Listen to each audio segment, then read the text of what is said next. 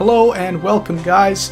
McWhat here, and today we are talking about Lord of the Rings Rise to War Season 2. The new season just started yesterday for some servers, so that's nice to hear. And with the new season, we have a couple new things added to the game. So I'm just going to go over what some of the changes might be and what some of the newer things might be, especially if you're in the roleplay server, because I am, so most of these changes are going to be towards that. But if you're in the normal Season 2 thing as well, you know, you're going to get the same content, it's just going to be different rules. So here we go. So with the new season, we're going to start off by talking about the new commanders we have. 3 new commanders for the evil faction and the good faction. Two T2s. So we have Imrahil. He seems like a pretty nice commander. He's pretty similar to Aragon in his T1 status. And then we have Aladdin here. Aladdin, he looks like a speedy boy, so, you know, stun immunity is kind of nice and all of that. March speed, and really, he doesn't really look like a strong fighter, but he's still a solid all-around hero to have. And then, I forgot about the T3. We have Thorin Oakenshield. He's probably going to be one of the better T3s to start off with, especially when you don't have any respect for him and all that stuff.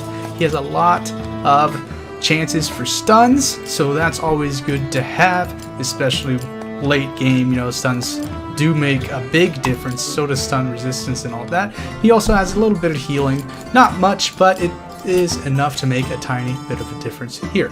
So that's the first thing that came around with Season 2.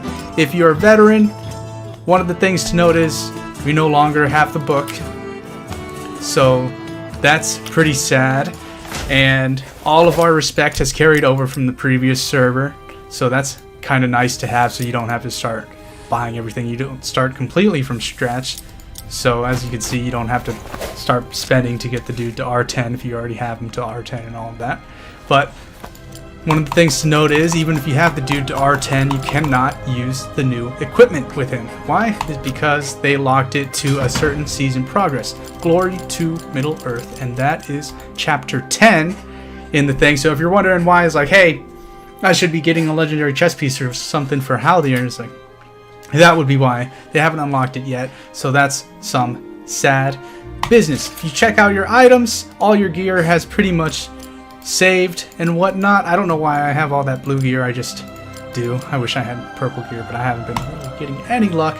All of the things have saved and brought over, so that's nice. Most of the speeds you had, of course, were seasonal, so that's why you're going to see less of that. We have a new special material here.